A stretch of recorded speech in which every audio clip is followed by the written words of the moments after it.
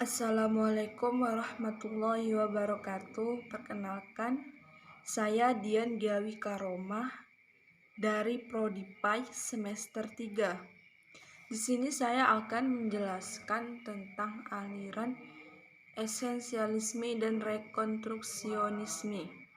Yang pertama, saya akan menjelaskan tentang sejarah aliran esensialisme.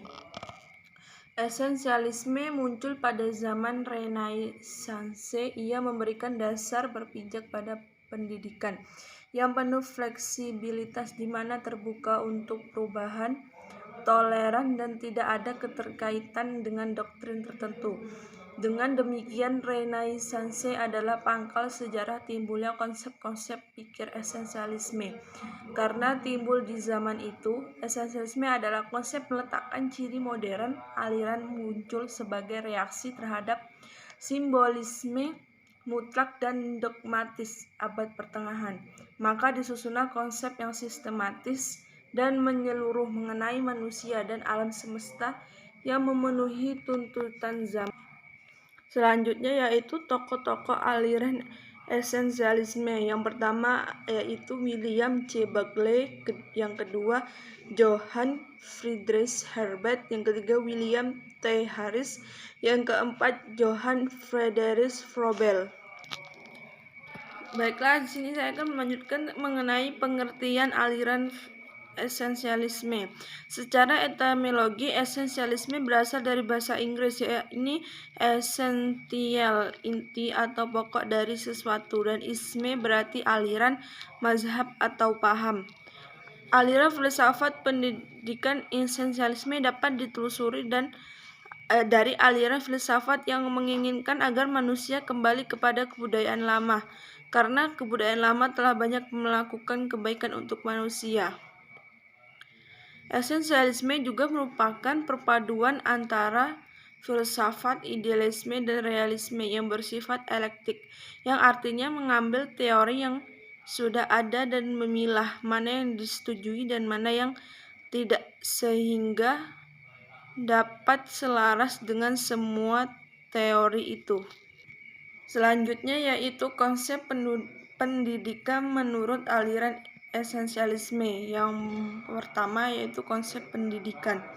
Gerakan Back to Basic yang dimulai di pertengahan tahun 1970-an adalah dorongan skala besar yang mutakhir untuk menerapkan program-program esensialis di sekolah-sekolah yang terpenting lainnya. Yang dikemukakan kaum esensialis bahwa sekolah-sekolah harus melatih atau mendidik siswa untuk berkomunikasi dengan jelas dan logis. Yang kedua, tujuan pendidikan. Tujuan pendidikan adalah untuk meneruskan warisan budaya, dan warisan budaya melalui pengetahuan inti yang terakumulasi dan telah bertahan dalam kurun waktu yang lama, serta merupakan suatu kehidupan yang telah teruji oleh waktu dana yang dikenal oleh semua orang. Yang ketiga yaitu pandangan esensialisme mengenai belajar. Idealisme sebagai filsafat hidup memulai tinjauannya mengenai pribadi individu dan menitik beratkan pada waktu. Dengan mengambil landasan pikir tersebut, belajar dapat didefinisikan sebagai jiwa yang berkembang pada sendirinya sebagai substansi spiritual. Jiwa membina dan menciptakan diri sendiri. Yang keempat ialah desain kurikulum. Kurikulum yang digunakan di sekolah sebagai esensialis merupakan semacam miniatur dunia yang bisa dijadikan sebagai ukuran kenyataan, kebenaran, dan kegunaan. Maka dalam sejarah perkembangannya, kurikulum esensialisme merupakan bagian pola kurikulum seperti pola idealis. Baiklah, selanjutnya saya akan menjelaskan mengenai seputaran aliran rekonstruksionisme. Yang pertama, saya akan menjelaskan tentang sejarah aliran rekonstruksionisme. Sejarah rekonstruksionisme satu paham filsafat yang bertujuan melanjutkan gerakan progresivisme. Filsafat rekonstruksionisme pada dasarnya hampir sepaham dengan perennialisme yang hendak mencoba mengatasi krisis kehidupan modern. Filsafat Rekonstruksionisme juga merupakan elaborasi lanjutan dari gerakan progresivisme. Para kaum rekonstruksionis meyakini bahwa peradaban manusia masa depan sangat ditekankan. Kaum rekonstruksionis juga memiliki pandangan bahwa masa depan suatu bangsa merupakan sebuah dunia yang diatur dan diperintah oleh rakyat secara demokratis, bukan dunia yang diatur atau dikuasai oleh golongan-golongan tertentu.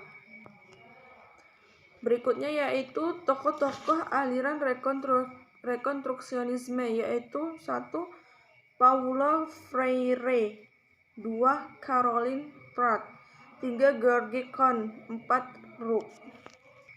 Selanjutnya yaitu pengertian aliran rekonstruksionisme.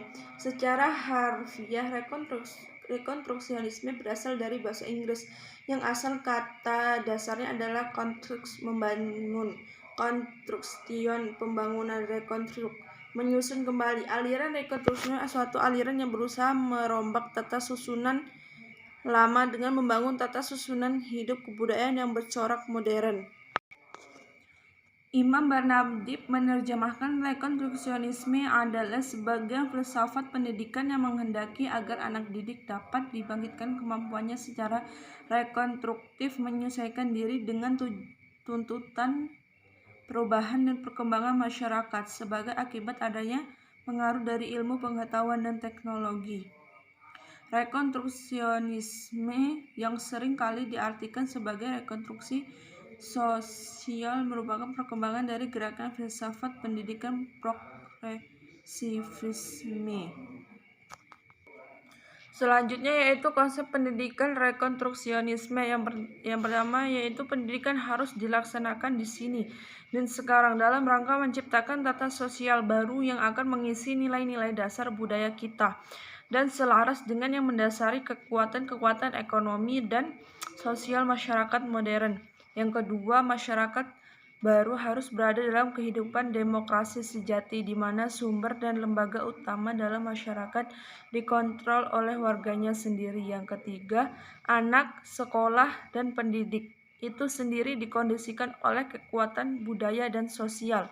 Yang keempat, guru harus meyakini terhadap validitas dan urgensi dirinya dengan cara bijaksana, yaitu dengan memperhatikan prosedur yang demokratis. Yang kelima, cara dan tujuan pendidikan harus diubah kembali seluruhnya dengan tujuan untuk menemukan kebutuhan-kebutuhan yang berkaitan dengan krisis budaya dewasa ini dan untuk menyesuaikan kebutuhan dengan sains sosial. Yang keenam, kita harus meninjau kembali penyusunan kurikulum, isi pelajaran, metode yang dipakai, struktur administrasi, dan bagaimana cara guru dilatih.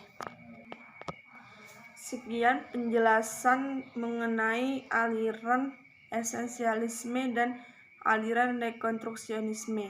Saya akhiri. Wassalamualaikum warahmatullahi wabarakatuh.